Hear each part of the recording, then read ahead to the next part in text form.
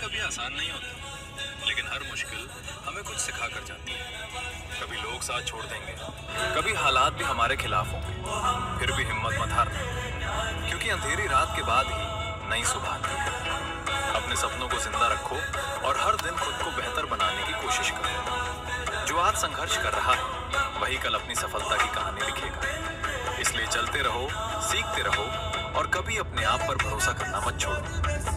वक्त बदलता है, हालात बदलते हैं और जो खुद पर विश्वास रखता है उसकी किस्मत भी बदल जाती है।